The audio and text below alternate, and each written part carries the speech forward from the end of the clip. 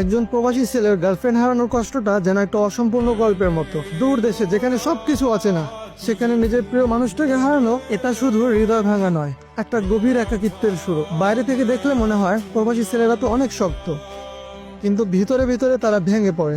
অনেক স্বপ্ন দেখে দেশ ছাড়ে তারা। গার্লফ্রেন্ডকে বলে আমি দেশে আসবো, তোকে নিয়ে সবকিছু গুছিয়ে নেব, কিন্তু বিদেশের চাপ, দূরত্ব আর সময়ের ফারাক, এগুলো যেন সম্পর্ককে ধীরে ধীরে খেয়ে ফেলে। একদিন ফোন আসে, আমরা আর একসাথে থাকতে পারবো না।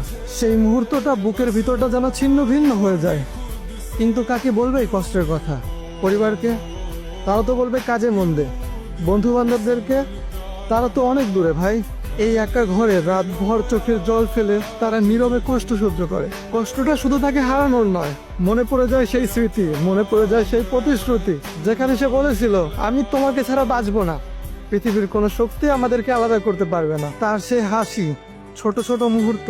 এই প্রবাসে যখন সবাই ঘুমিয়ে যায়, তখন তারা ফোনে পুরনো ছবি দেখে আর পুরনো মেসেজগুলো পড়তে থাকে। কিন্তু জীবন থেমে থাকে না। সকালে উঠে কাজে যায়, হাসি মুখে বলে আমি ঠিক আছি, কিন্তু ভেতরে ভেতরে একটা শূন্যতা, যা কোনো টাকা বা সাফল্য দিয়ে পূরণ করা সম্ভব নয়। তবু এই কষ্ট থেকে তারা যেন শক্তি পায়। তারা বুঝে যায় ভালোবাসা ঠিক কতটা দামি, জীবন কতটা অনিশ্চিত। হয়তো একদিন নতুন করে সবকিছু শুরু হবে, কিন্তু সেই ক্ষত কখনোই মুছে যাবে না। সেই ক্ষত সবসময় থেকে যাবে। প্রবাসী ছেলেরা হয়তো বলবে না, কিন্তু আমি জানি তাদের বুকের ভিতরে সবসময় সেই কষ্ট লুকানো থাকে।